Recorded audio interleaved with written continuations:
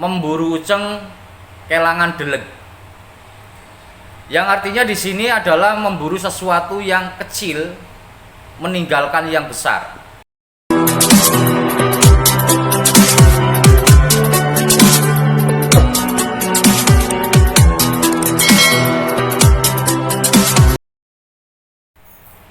Bismillahirrahmanirrahim. Assalamualaikum warahmatullahi wabarakatuh.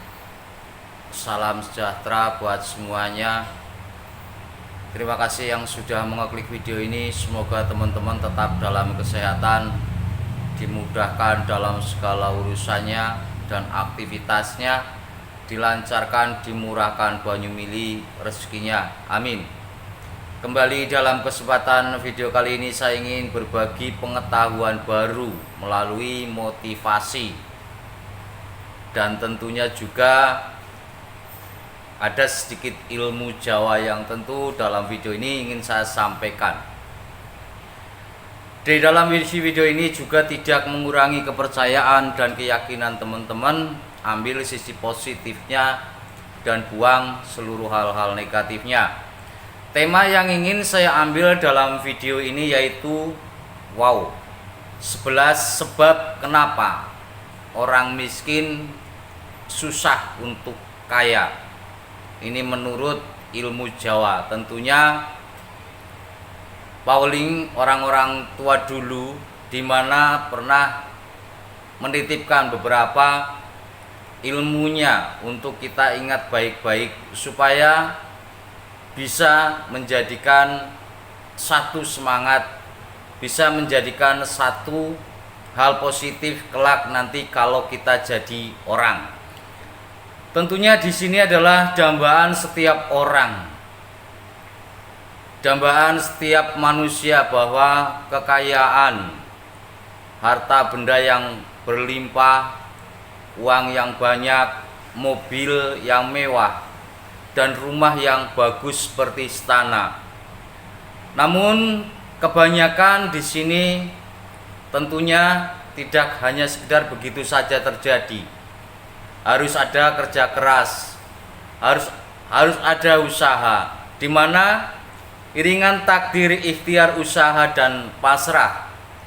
Tentunya di sini pernah kita dengar dengan sesuatu hal, khususnya orang Jawa, piye carane bisa dadi sugih. Tentu juga erat sekali orang-orang Jawa dengan filsafat atau falsafahnya, nrimo ing pandum, dan juga ada satu falsafah mangan ora mangan sing penting kumpul. Di sini juga ada sesuatu pesan dari orang tua dulu bahwa sugih tanpa bondo, di mana sejatinya hidup itu adalah bisa memiliki apa yang kita inginkan, bisa kita raih apa yang kita mimpikan. Tentunya dengan saya sampaikan tentang uang yang banyak, kehidupan yang serba kecukupan, dan juga punya tabungan yang sangat luar biasa supaya kedepannya bisa lebih baik. Tapi di sini adalah bagaimana caranya kita bisa mempunyai wadah yang besar. Ada saya segambarkan di sini tentang wadah yang besar. Artinya kalau kita mempunyai satu wadah yang besar, otomatis kita punya peluang besar juga untuk mempunyai kehidupan yang layak seperti orang-orang di luaran sana. Uang bisa mencapai miliaran, bahkan triliunan, dengan ladang yang luas, usaha yang besar. Tentu di sini juga ada beberapa hal. Kalau menginginkan itu semua, jangan mempunyai hal-hal yang negatif. Artinya hindari 11 cara ini yang ingin saya sampaikan. Yang pertama adalah tentang durung pecus kesal besus. Yang artinya di sini adalah durung pecus kesal besus. Tentunya orang yang belum mempunyai satu kebiasaan, yang masih ngikut orang tua, menginginkan kaya. Saya contohkan di sini, anak yang masih remaja belum bisa apa-apa, kepingin mempunyai satu penampilan yang sangat luar biasa, motor yang bagus, tinggal minta, HP yang keren, tinggal minta. Ini yang dikategorikan tentang durung pecus kesal besus, yang artinya adalah satu peringatan bahwa kalau mempunyai sesuatu yang seperti ini, kehidupan yang seperti ini, kita tahu bahwa zaman sekarang memang mudah sekali menginginkan motor yang bagus. Caranya juga gampang, melalui kredit. Artinya di sini adalah mempunyai sesuatu yang mewah yang belum bisa kita miliki tapi kita paksakan. Itu artinya di sini memaksakan diri untuk mempunyai hal-hal yang tentunya kita belum bisa apa-apa. Yang tentunya di sini adalah tentang kemampuan kita. Kerja aja belum, menghasilkan uang aja belum, lalu kepingin berpenampilan yang berbeda, seolah-olah anak seorang konglomerat. Padahal di sini betul-betul semuanya dalam keadaan memaksakan. Maka ini salah satunya yang tentu harus dihindari. Kalau memang ingin mempunyai satu titik kaya di dalam dirinya, harus mempunyai satu skill atau kemampuan. Dan kemampuan ini tentunya yang jarang sekali orang bisa. Kalau sudah banyak orang bisa, biasanya nilai jualnya ini murah.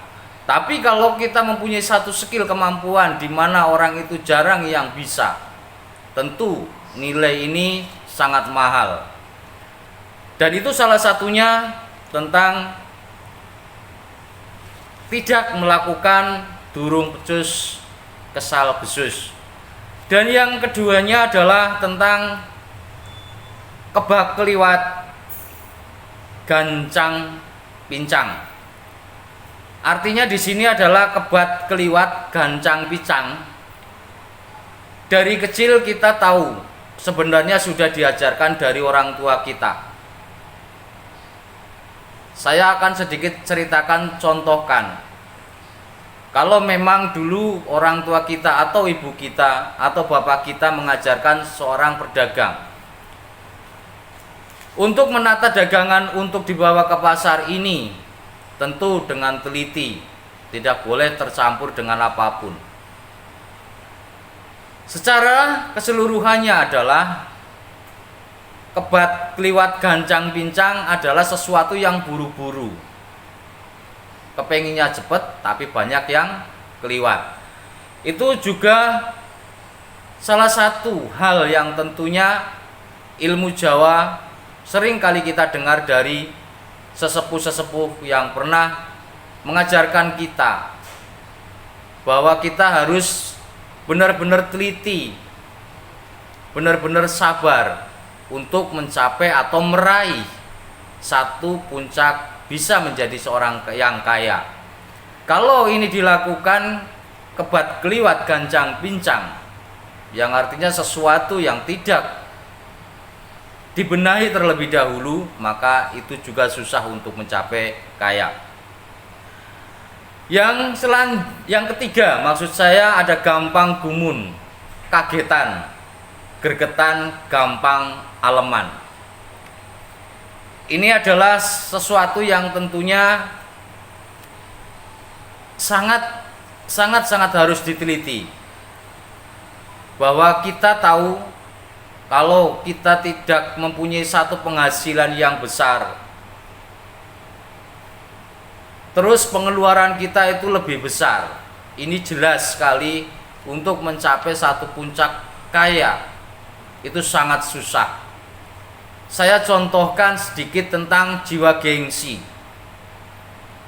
baik dalam pekerjaan, baik dalam pergaulan, baik dalam satu lingkungan, ataupun baik di dalam kehidupannya. Kalau sesuatu yang gengsi, di sini pemasukan lebih besar daripada, maksud saya pengeluaran lebih besar daripada kemasukan. Itu saya yakin sekali untuk mencapai satu titik hingga mencapai jadi orang kaya itu sangat susah. Karena apa? Dalam pengaturan manajemennya aja sudah salah. Saya gambarkan, kalau temannya memakai, kalau laki-laki ataupun perempuan memakai sesuatu barang yang mahal, karena gengsinya dia akan membeli yang lebih mahal daripada teman itu sendiri. Padahal kita tahu kalau gajinya hanya sekedar 3 juta, terus membeli barang atau sesuatu yang lebih dari harga gaji kita, 3.500.000, ini sudah pasti sangat-sangat sekali untuk mencapai titik bisa menyimpan. Dalam pengaturan manajemennya pun tidak. Inilah salah satu yang saya sebutkan tentang gengsi. Itu salah satunya untuk tidak bisa jadi orang yang sugih atau orang kaya. Dan yang keempat adalah kegedean empak kurang sagap. Artinya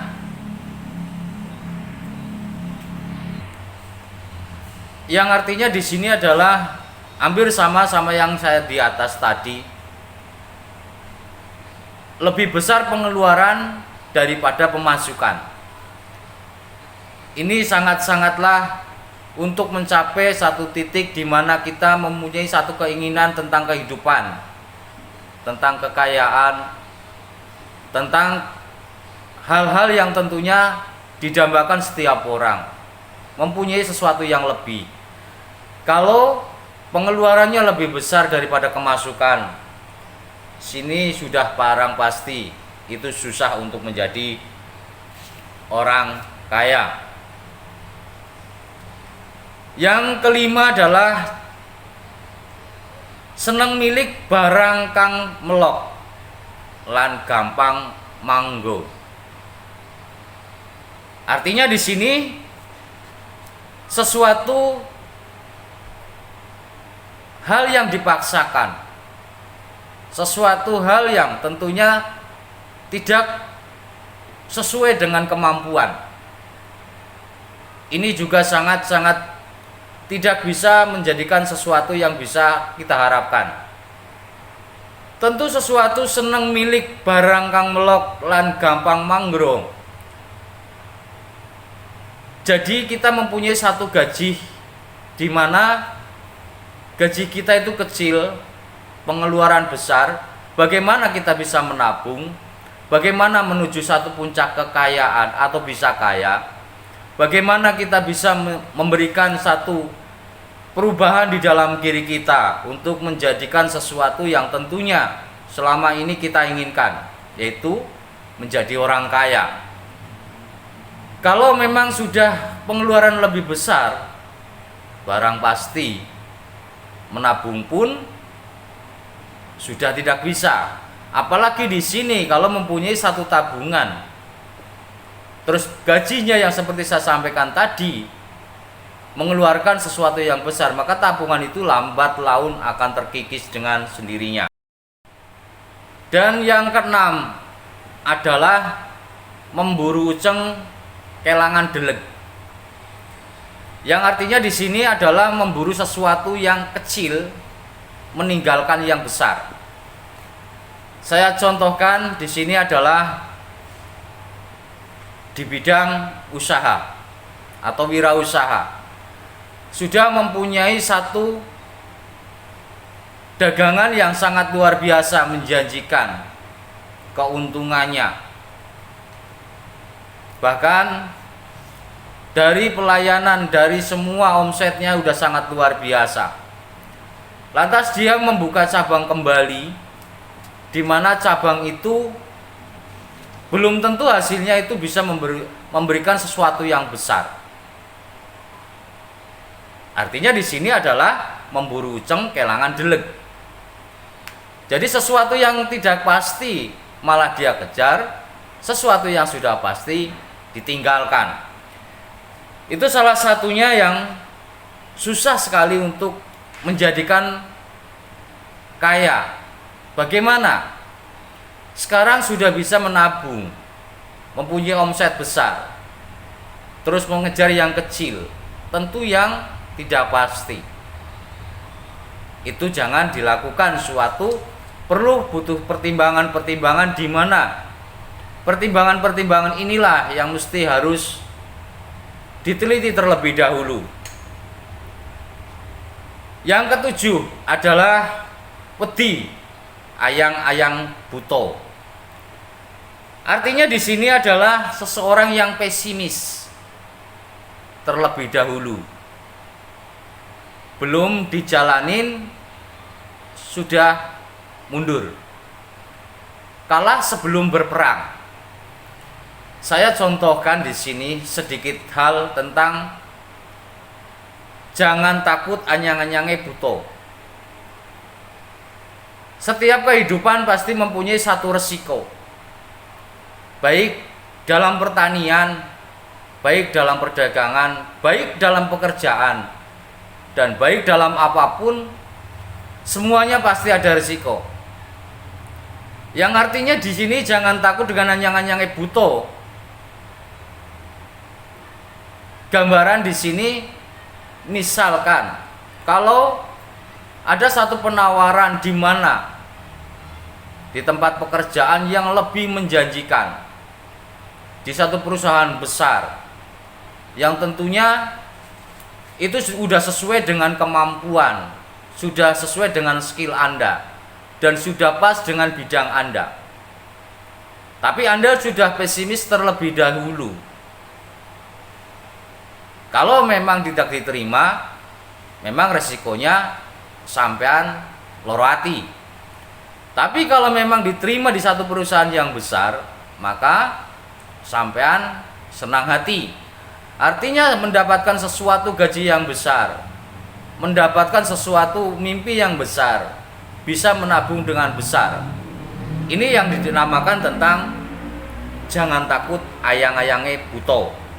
Tentu semuanya dalam diri manusia itu setiap mengambil satu keputusan pasti ada risikonya. Maka di sini harus mempunyai satu jiwa optimis, bukan pesimis. Kalau memang semuanya sudah Anda kuasai secara keseluruhan. Yang kedelapan adalah sanding kebogupak. Artinya di sini, kalau saya gambarkan sedikit di bidang satu pertemanan atau beberapa pertemanan, bukan berarti teman-teman Anda ini enggak baik. Kalau memang mempunyai satu pertemanan, di situ pertemanannya adalah hobinya belanja, tentu Anda ketularan belanja. Walaupun di sini Anda tahu secara keseluruhan tentang keuangan Anda minim, tapi Anda memaksakan untuk shopping, Anda memaksakan untuk belanja sesuatu yang tentunya lebih besar pengeluaran dibanding gaji Anda. Maka ini dinamakan adalah sanding kebogupak. Atau teman Anda di sini adalah suka jalan-jalan, traveling. Maka Anda pun jadinya terbawa ikut traveling. Kembali, traveling itu membutuhkan dana, biaya. Maka dari itu, kalau memang pengeluaran itu lebih besar daripada kemasukan, maka Anda sudah barang pasti nggak bisa menabung dan tidak bisa kaya, terkecuali kalau memang keturunan orang kaya. Kalau keturunan kita hanya orang biasa-biasa saja, untuk mencapai satu puncak tentang yang di atas kaya, itu tentunya susah dengan yang saya kategorikan tadi. Sama halnya kita dekat dengan orang yang suka mabuk, pasti ikut mabuk. Dekat dengan suka orang pengajian, tentunya kita mendengarkan pengajian dan kita mempunyai satu siraman rohani. Apabila kita dekat juga dengan orang-orang pandai wawasannya pun demikian. Ini yang dinamakan sanding kebo kupak. Yang selanjutnya adalah nyanggake ndoke si blorok. Ini adalah satu paweling dari orang tua kita, yang artinya di mana kalau sesuatu yang sudah saya anggap beringasan, tidak ada aturan, bahkan sesuatu hal yang tentunya sangat membahayakan, di mana ini adalah hal yang perlu dipahami, yang perlu kita cerna baik-baik, bahwa sesuatu yang belum jelas, sesuatu yang belum pasti, sesuatu yang masih samar, jangan Anda kejar. Kalau Anda mengejar beberapa hal yang saya sampaikan, hasilnya di sini adalah semuanya semu. Itu salah satunya adalah nyanggake ndoke si blorok. Jadi harus bisa memahami di mana sesuatu yang kita kejar atau sesuatu yang kita mau miliki itu sudah menjadi satu keputusan menjadi baik, maka hasilnya pun baik. Yang ke-10 adalah pitik trondol diumbar ing pendaringan. Ini adalah paweling orang tua-tua dulu. Tentunya kalau ini dikasih kepercayaan, itu harus mempunyai satu amanah. Halnya dengan sesuatu yang memang tentu bukan miliknya, jangan dimakan sendiri. Sekarang adalah susah.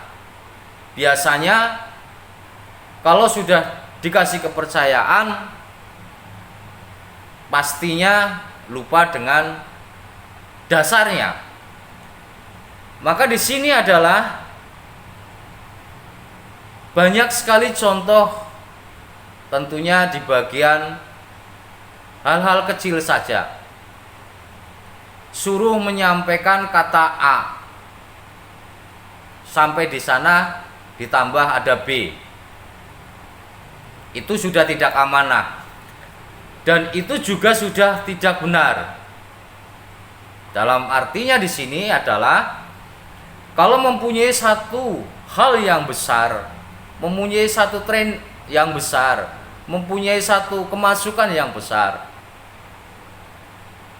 tentunya juga kita harus mempunyai satu amanah. Apa amanahnya? Bahwa ada sesuatu hal yang memang kita harus pikirkan, harus sesuatu hal yang memang harus kita raih. Dan yang selanjutnya adalah jaluk ora wewean. Ini sesuatu yang sangat luar biasa kalau saya bahas. Tentunya tentang soal mental. yaitu njaluk ora wewean. Nek kepengin sugih kudu sering ngaweh. Yang artinya di sini ada beberapa hak. Kalau memang Anda mempunyai gaji 5 juta atau 10 juta di dalam perusahaan Anda atau di dalam pekerjaan Anda, maka ada beberapa hak mereka, ada beberapa hak yang tentunya dari hasil kerjanya, yang tentu membuat Anda itu menjadi orang sugih. Itu kata kuncinya adalah sering berbagi buat orang-orang yang membutuhkan, buat orang-orang yang tentunya sangat kekurangan di luar sana. Ini yang artinya jangan bisanya hanya meminta tapi tidak mau memberi. Itu yang diartikan tentang jaluk ora wewean. Kembali di sini tentang masalah sesuatu yang negatif. Kalau kita hanya melemparkan atau mendapatkan sesuatu yang negatif, tentu keluarnya negatif. Kalau kekuatan kita memberikan sesuatu hak mereka dengan sesuatu hal yang positif, percaya akan kembali ke dalam diri kita pun positif. Bahwa ada beberapa orang tentunya di mana setelah memiliki semua itu lupa dengan hak mereka. Maka ini yang dinamakan jaluk ora wewean. Jadi intinya di sini adalah sesuatu yang sangat luar biasa yang harus bisa menjadikan kita untuk merubah. Bagaimana? Kunci dari ini semuanya adalah kalau mau merubah diri kita, hanya diri kita lah yang bisa merubah kita. Dalam hal usaha, ikhtiar, doa, dan berusaha.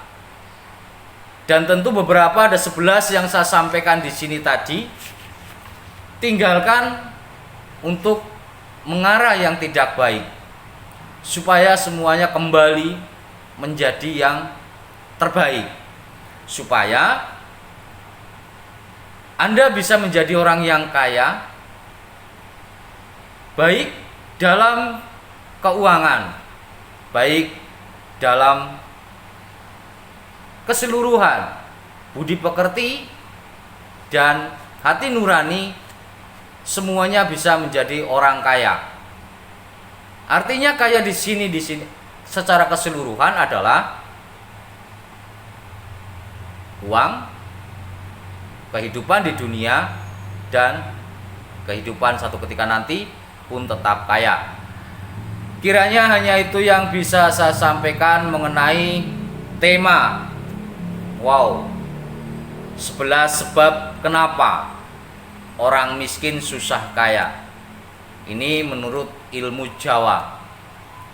Mohon maaf apabila ada tutur kata yang kurang berkenan dalam penyampaian.